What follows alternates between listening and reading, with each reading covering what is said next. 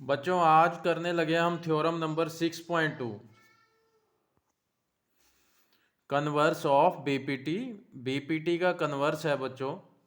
अब ये कन्वर्स का मतलब क्या होगा? जो आपने बीपीटी थ्योरम की थी, जो मैंने इससे पहले वीडियो में करवाई है बच्चों, उसमें हमें पता है एक कंडीशन गिवन में थी और एक चीज़ आपको प्रूव करनी थी। तो कन्वर्स में क्या होता है बच्चों, जो वहाँ पे एक गिवन था, जो कंडीशन गिवन थी बीपीटी में, वो इसके कन्वर्स में आपको प्रूव करनी पड़ेगी। और जो चीज़ आपको वहाँ पे प्रूव करनी थी बीपीटी में, वो चीज़ इस कन्वर्स में वो गिवन में मिलेगी आपको। मतलब बिल्कुल उल्टा हो जाना, कन्वर्स बोलते हैं बीपीटी का बिल्कुल उल्टा। ठीक है, तो आपको अब क्या प्रूव करना है इसमें वो देखें बच्चों। If A line divides two sides of A triangle, जैसे मैंने ये साइड्स ली हैं ए बी और ए सी। जो टू साइड्स लिए हैं हमने कौन सी, ए बी और ए सी। कहते कोई लाइन जो है इनको डिवाइड करके जा रही है, ये वाली लाइन मान ली। कैसे डिवाइड कर रही है? In the same proportion, same ratio में उसने इस लाइन की जो रेशो उसने इस लाइन ने इन दोनों को जिस रेशो में डिवाइड किया, यानी इस लाइन में जो A D upon B D है बच्चों, और इस लाइन को डिवाइड किया किस में, ए ई और ई सी में या सी ई में। कहते हैं इनकी रेशो जो है, प्रोपोर्शन जो है वो सेम है। तो इस बार बच्चों ये गिवन में है, जो कि बीपीटी में आपने प्रूव किया था। इस बार ये दे रहे हैं, कहते अगर एक लाइन ट्रायंगल की दो साइड्स को, ये वाली जो दो साइड्स हैं, इनको सेम प्रोपोर्शन में, कि इनको जो डिवाइड करके जा रही है, तो ये जो हिस्से हैं दोनों पार्ट्स हैं, इनकी रेशो अगर सेम होती है बच्चों, प्रोपोर्शन मीन्स रेशो, वो सेम है मतलब इक्वल है, तो आपको प्रूव क्या करना है कि ये जो लाइन है बच्चों, ये किसके पैरेलल होनी चाहिए, टू थर्ड साइड। जो मैं अब ये तीसरी साइड बना रहा हूँ ट्रायंगल की, ये थर्ड साइड। तो ये वाली लाइन आपको इस थर्ड साइड के पैरेलल प्रूव करनी है बच्चों, जो कि बीपीटी में गिवन कंडीशन थी। तो इस बार गिवन में क्या होगा कि ये जो लाइन है, इस लाइन ने ट्रायंगल की दो साइड्स, ये वाली साइड इसको दो हिस्सों में डिवाइड किया, और ये वाली साइड इसको दो हिस्सों में डिवाइड कर दिया इसने, और इन दोनों की रेशो क्या है बच्चों, सेम है, प्रोपोर्शन। तो क्या गिवन हो गया, A D upon B D, A D upon B D is equal to A E upon C E या ई सी। ये गिवन में हो गया बच्चों। प्रूव क्या करना है हमें कि ये वाली लाइन ट्रायंगल की दो साइड्स तो ये थी, अब ये वाली लाइन जो है ट्रायंगल की थर्ड साइड जो ये बची है, इसके पैरेलल होगी। ये आपको प्रूव करना है, यानी डीई को बीसी के पैरेलल प्रूव करना है इस बार आपको। ठीक है बच्चों, तो ये वाला क्वेश्चन जो है हम कॉन्ट्राडिक्शन से करते हैं बच्चों। जैसे आप वो क्वेश्चन करते हैं, prove that root three is irrational, उन क्वेश्चंस को हम कॉन्ट्राडिक्शन से प्रूव करते हैं। लाइक रैशनल नंबर उनको मानते हैं, फिर रिजल्ट इम्पॉसिबल आता है। तो कुछ हम इस थ्योरम को भी इसी वे में प्रोसीड करते हैं बच्चों। तो मैं इसका प्रूफ स्टार्ट करने लगा हूं बच्चों। सबसे पहले DE is parallel to BC, जो आपको प्रूव करना है, हम मान लेते हैं let DE is not parallel to BC. ठीक है बच्चों, there is any other line D F which is parallel to BC. हमने मान लिया कि जो डीई है, कुछ सेकंड के लिए प्रूव करना है इसको, मान लिया कि ये इसके पैरेलल नहीं है। डीई की जगह कोई और लाइन है जो कि बीसी के पैरेलल है। कौन सी मान ली वो हमने, डीएफ। डीएफ को मान लिया, तो मैं यहां से एक लाइन डीएफ ड्रॉ करने लगा हूं बच्चों, डॉटेड में, इसलिए कि ये हमने अपनी तरफ से बनाई है, एक ओरिजिनल नहीं है बच्चों। तो हमने क्या मान लिया बच्चों कि डीएफ जो है वो बीसी के पैरेलल है। अब बीपीटी का रिजल्ट हम याद करते हैं बच्चों। बीपीटी का रिजल्ट क्या कहता है, बीपीटी कब अप्लाई होती है, जब एक लाइन जो है, ये वाली लाइन इसके पैरेलल दी होती है, तब बीपीटी हम अप्लाई करते हैं बच्चों। ठीक है, तो बीपीटी का रिजल्ट अगर आप याद करें कि अगर ये वाली लाइन इसके पैरेलल होती है बच्चों, तो कंडीशन क्या कहती है बीपीटी की, कि this part A D upon B D is equal to A E upon C E. ठीक है बच्चों, अगर ये लाइन इसके पैरेलल है तब, अदरवाइज नहीं आप ये कंडीशन लगा सकते बीपीटी वाली। लगती कब है? जब भी कोई लाइन इसके पैरेलल दी होगी तभी लगेगी। This part upon this part is equal to this part upon this part. ये लगती है कब? जब भी आपको ये लाइंस पैरेलल दी होंगी बच्चों चैप्टर 6 में। तो हम बीपीटी का जो है रिजल्ट यूज कर लेते हैं। तो अब हमें डीई तो बीसी के पैरेलल हमने मान लिया कि नहीं है, ये नॉट इक्वल टू के नॉट पैरेलल के लिए लगा दिया। लेकिन मैंने क्या माना है बच्चों? डीएफ बीसी के पैरेलल है। तो अब मैं यहाँ पे आपको सेपरेटली बना के दिखा रहा हूँ। DF line, DF. अब देखने में तो आपको ये पैरेलल नहीं लग रही बच्चों, लेकिन हमने इसको इमेजिन क्या किया है कि हमने इसको पैरेलल मान लिया। तो अब ये पैरेलल है, ये वाली लाइन इसके पैरेलल, तो ये बीपीटी के लिए एलिजिबल हो जाती है। तो बीपीटी के लिए एलिजिबल है तो बीपीटी क्या कहेगी अब? A D upon B D is equal to A F upon C F according to BPT, क्योंकि हमने डीएफ को बीसी के पैरेलल मान लिया।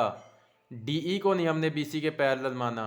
ये हमने प्रूव करना है किसी तरह भी ये पैरेलल आ जाए, तो हम कॉन्ट्राडिक्शन से करेंगे बच्चों। तो हमने माना कि डीई ना हो के कोई और लाइन है जो कि बीसी के पैरेलल है, that is DF.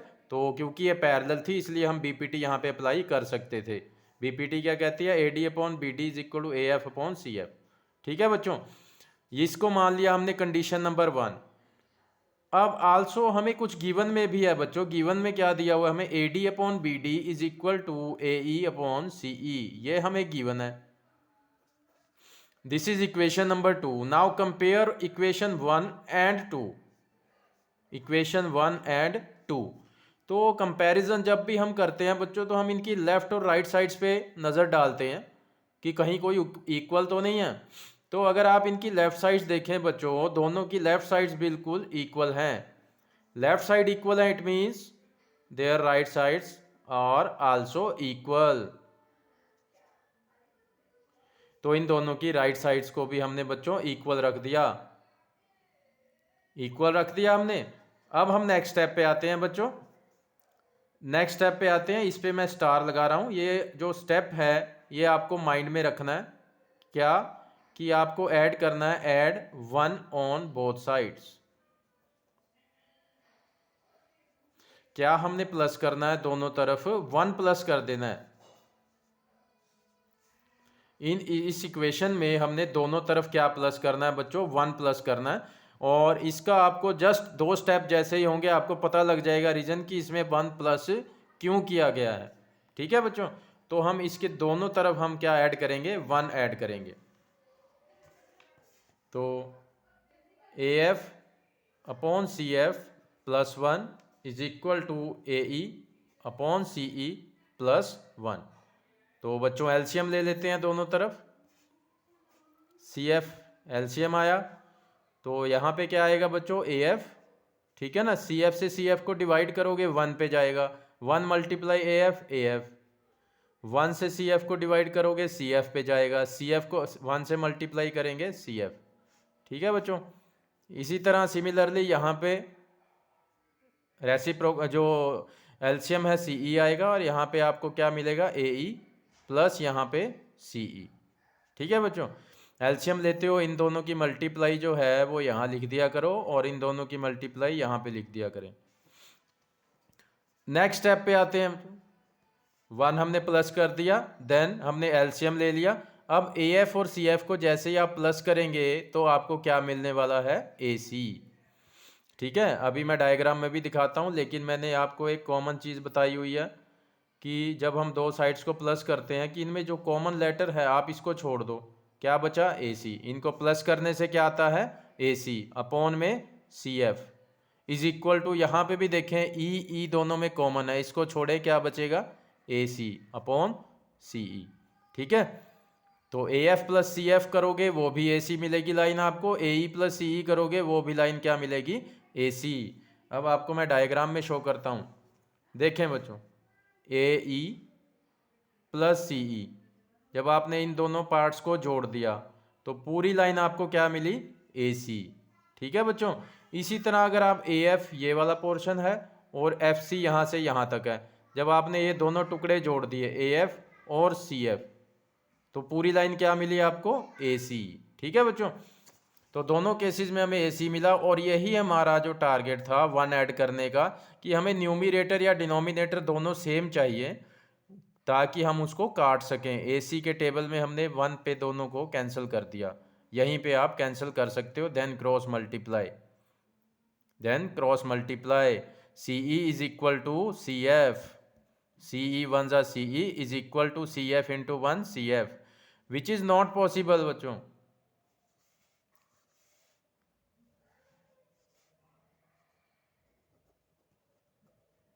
Which is not possible. कैसे? प्रैक्टिकली आप देखें, CE और CF को अगर आप स्केल से मेजर करने लगेंगे, just look at this, the distance of CE यहाँ से यहाँ तक है बच्चों, और CF कहाँ से कहाँ तक है, यहाँ से यहाँ तक। तो प्रैक्टिकली क्या ये डिस्टेंस इक्वल हो सकता है बच्चों? नहीं। तो रिजल्ट जो है हमें नॉट पॉसिबल मिला। कब? जब हमने DF को BC के पैरेलल मान लिया, DE को नहीं माना, तो हमें रिजल्ट क्या मिला? इम्पॉसिबल। ठीक है बच्चों। दूसरे वे में मैं आपको बच्चों यहाँ पे अब आप क्या लिख सकते हैं? हैंस। मैं आपको दो मेथड बताने वाला हूँ। एक तो यहाँ पे देखें CE equal to CF which is not possible, so our assumption is wrong, our assumption is wrong. assumption क्या थी? कि हमने DF को BC के पैरेलल मान लिया था, DE को नहीं माना था। इट मीन्स DF BC के पैरेलल नहीं होगा, तो पैरेलल कौन होगा? DE जो है वो BC के पैरेलल होगी। Hence proved. ठीक है बच्चों। तो एक तो आप यहां से ये प्रूफ कर सकते हो, देख लें, एक तो ये प्रूफ कर सकते हो CE is equal to CF आने के बाद। एक सेकंड प्रूफ भी मैं आपको बता रहा हूं कि आप इनके बाद और स्टेप क्या कर सकते हो। इसकी बजाय अगर आप दूसरे स्टेप करना चाहें तो वो क्या कर सकते हैं। CE और CF बच्चों इक्वल कब हो सकते हैं? देख लें यहां पे, ध्यान से देखें। CE और CF कहाँ तक जा रहा है? यहाँ तक। हम कह रहे हैं कि CE और CF इक्वल है, हमारे पास ये दोनों इक्वल आ चुके हैं। तो ये इन दोनों का डिस्टेंस बच्चों इक्वल कब हो सकता है? जब F पॉइंट भी कहाँ पे बैठा हो, इसी पॉइंट के ऊपर का क्या मिले आपको? F भी यहीं पे मिले, तभी ये डिस्टेंस इक्वल होगा ना। CF भी इतना, CE भी इतना, तभी ये डिस्टेंस इक्वल होगा जब F पॉइंट भी यहाँ पे होगा। ठीक है ना बच्चों। तो F पॉइंट अगर यहाँ पे होता है, देखो ध्यान से, अगर F पॉइंट यहाँ पे है, यहाँ पे E पॉइंट भी है, इट मीन्स ये दोनों पॉइंट कोइंसाइड कर गए ना एक ही जगह पे, दो एक ही जगह पे दोनों टकरा गए। तो हमने DF को BC के क्या माना हुआ है? पैरेलल माना हुआ है। ठीक है ना। अब F की जगह पे और कौन बैठा है? E बैठा हुआ है। इट मीन्स हम F की जगह पे और क्या लिख सकते हैं? DE। ठीक है बच्चों। तो ये दूसरा मेथड है कि हमने क्या देखा कि F और E जो है वो कोइंसाइड कर गए हैं। क्यों कोइंसाइड कर गए? कि CE और CF जो है वो इक्वल तभी हो सकते हैं जब E और F जो है वो दोनों एक ही जगह पर बैठे हों। एक को मैंने इधर लिख दिया, एक को इधर लिख दिया, जगह एक ही है दोनों के पास, तभी यहाँ C से इनका डिस्टेंस इक्वल हो पाएगा बच्चों। अगर F यहाँ पे होगा फिर तो ये डिस्टेंस आपको दिख रहा है, इक्वल हो ही नहीं सकता। तो यहाँ इक्वल कैसे आ गया? तो इक्वल डिस्टेंस होने का मतलब क्या होगा कि E और F जो है दोनों को एक जगह ही शेयर करनी पड़ेगी, ये दोनों एक ही जगह पे बैठेंगे। तो क्या लिखा हमने? इस कंडीशन का मतलब क्या होगा? It means F and E coincide, वो क्या कर जाएंगे? कोइंसाइड कर जाएंगे। कोइंसाइड मतलब दोनों एक ही पॉइंट शेयर करेंगे, दोनों एक ही पॉइंट पे टकरा जाएंगे। तो हमने DF को BC के पैरेलल हमने लिया हुआ था बच्चों, ठीक है ना। अब F की जगह पे E भी बैठा है, F की जगह पे क्या है? E बैठा हुआ है, यहाँ पे लिखता हूँ। तो F की जगह पे मैं E भी लिख सकता हूँ कि नहीं? देखो डायग्राम में देखें, यहाँ पे मैं कह रहा हूँ कि F को भी यहीं पे आना पड़ेगा। तो यही लाइन DE है, यही लाइन DF है। तो DF जब BC के पैरेलल हमने लिया हुआ है तो DE भी इसी लाइन के ऊपर है। इट मीन्स DE भी क्या होगा? BC के पैरेलल होगा। ठीक है बच्चों। तो ई और एफ का एक जगह पे बैठने का मतलब क्या है, जो लाइन डी ई है वही लाइन डी एफ है। डी ई डी एफ एक ही चीज़ हुई, एक ही लाइन है। तो जब डी एफ बी सी के पैरेलल है तो डी ई भी तो होगी, क्योंकि ये एक ही तो लाइन है दोनों। ये इसी पॉइंट पे ई है, इसी पे एफ है, तो इस लाइन को आप डी ई भी कह सकते हो, इसको डी एफ भी बोल सकते हो। तो डी एफ को तो हमने बी सी के पैरेलल मान लिया था, ठीक है ना बच्चों। तो डी एफ को बी सी के पैरेलल हमने लिया ही हुआ था। डी एफ और डी ई एक ही चीज़ है, क्योंकि ई पॉइंट भी यहीं पे है। इट मीन्स डी ई को भी बी सी के पैरेलल होना पड़ेगा, और हैंस हम यहाँ लिख देंगे प्रूव्ड। रिजल्ट हमारा प्रूव हो चुका है। हमें क्या प्रूव करना था, डी ई को बी सी के पैरेलल प्रूव करना था। तो बच्चों आप चाहे तो इसके बाद ये वाले स्टेप्स के साथ प्रूव कर सकते हो, चाहे आप ये वाले स्टेप कर सकते हैं इस कंडीशन के बाद। उम्मीद है आपको ये समझ आ गया होगा ये स्टेप। ई और एफ का एक जगह पे बैठने का मतलब क्या है, कि ये दोनों जो हैं लाइंस, यही लाइन जो है डी ई है, और इसी लाइन का नाम दूसरा क्या है, डी एफ, क्योंकि एफ पॉइंट भी यहीं पे बैठा हुआ है। ठीक है बच्चों। तो यही लाइन डी ई है, यही लाइन डी एफ है। तो जब डी एफ बी सी के पैरेलल है, डी एफ यही लाइन है, डी ई भी यही लाइन है, मतलब तो डी ई भी बी सी के पैरेलल होगी। ठीक है बच्चों, क्योंकि सेम तो लाइन है। जब ये लाइन इसके पैरेलल है, इसके जितने मर्जी नाम रखते रहो आप, डी एफ रख दो, डी ई रख दो, डी जे रख दो, तो पैरेलल तो रहेगी ना ये लाइनें आपस में, नाम जो मर्जी चेंज करते रहें। ठीक है बच्चों। तो D F parallel B C implies D E is also parallel to B C, hence proved. तो ये हमने कन्वर्स ऑफ बीपीटी जो है बच्चों प्रूव कर दिया। तो वन जो हमने ऐड किया था बच्चों, उसका पर्पस क्या था, कि किसी तरह हम ये जो दोनों टर्म जो है काट सकें। वन ऐड करते ही आपको यहाँ पे सेम टर्म मिलती, उसको हम कैंसिल आउट कर देते, तो आपके पास ये रिजल्ट आता।